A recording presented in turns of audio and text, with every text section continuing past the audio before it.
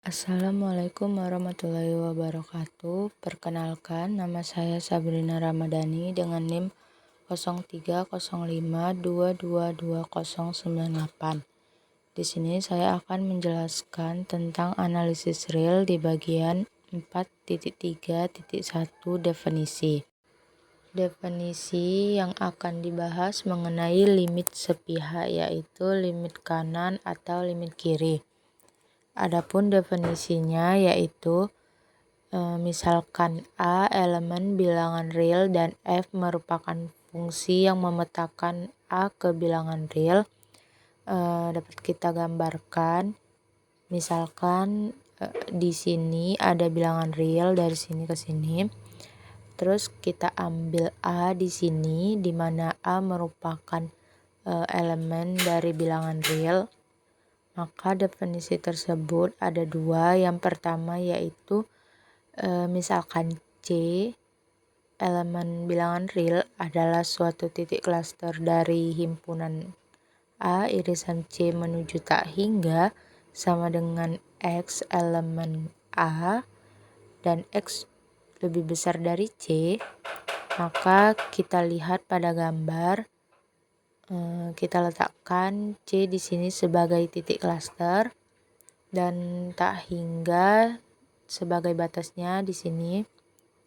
Terus dari interval tersebut yang C menuju tak hingga diiriskan terhadap A, yang artinya hanya berlaku nilai-nilai di ruas kanan C, tapi dia tidak lebih dari A, sehingga diperolehlah di sini X-nya itu merupakan elemen dari A dan X-nya juga lebih besar dari C. Misalnya kita ambil salah satu nilai di antara sini, yaitu X1, baru kita masukkan nilainya ke fungsi fx, maka fungsi ini nilainya akan menuju ke L. Sehingga dapat dikatakan bahwa L elemen bilangan real adalah limit kanan F di C dan dapat dituliskan limit fx di mana x-nya menuju C positif sama dengan L, atau limit f di mana x-nya menuju C positif sama dengan L. Dengan diberikan sembarang epsilon lebih besar 0, akan terdapat delta sama dengan delta dikali epsilon lebih besar 0. Sedemikian sehingga untuk setiap X elemen A dengan X dikurang C lebih besar 0, X dikurang C lebih kecil delta, maka berlaku mutlak Fx dikurang L lebih kecil epsilon. Yang artinya ada sembarang epsilon positif, maka akan ada delta yang positif. Sama seperti definisi sebelumnya, definisi 4.1.4. Sehingga untuk setiap X yang berada di A, X dikurang C itu pasti kurang dari delta. Maka mutlak Fx dikurang L itu sendiri kurang dari epsilon. Selanjutnya yang kedua yaitu jika C elemen bilangan real adalah suatu titik klaster dari himpunan A iris min tak hingga menuju C sama dengan X elemen A dan X lebih kecil dari C, maka dapat dilihat pada gambar sama seperti sebelumnya.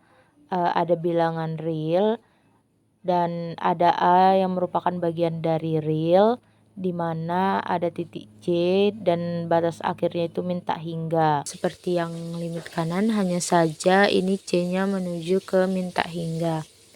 Dari interval tersebut min tak hingga menuju C diiriskan terhadap A, yang artinya hanya berlaku nilai-nilai di ruas kiri C tapi tidak lebih dari A.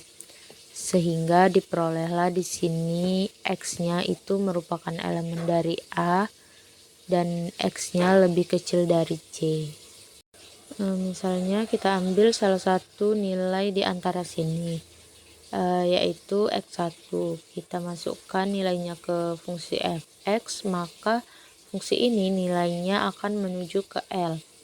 sehingga dikatakan bahwa L elemen bilangan real adalah limit kiri f di C dan dapat ditulis limit fx di mana x-nya menuju C negatif sama dengan L, atau limit f di mana x-nya menuju C negatif sama dengan L. Jika untuk setiap epsilon lebih besar dari 0 akan terdapat delta sama dengan delta dikali epsilon lebih besar 0,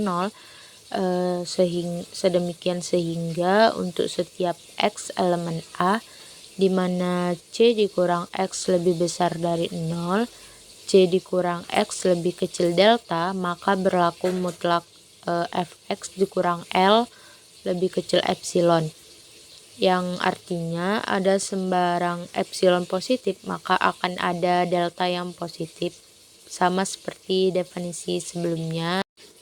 Sehingga untuk setiap x yang berada di A dengan C dikurang x itu pasti kurang dari delta, maka mutlak fx dikurang L itu sendiri kurang dari epsilon. Sekian penjelasan dari saya akhiri dengan wabillahi taufiq wal hidayah. Wassalamualaikum warahmatullahi wabarakatuh.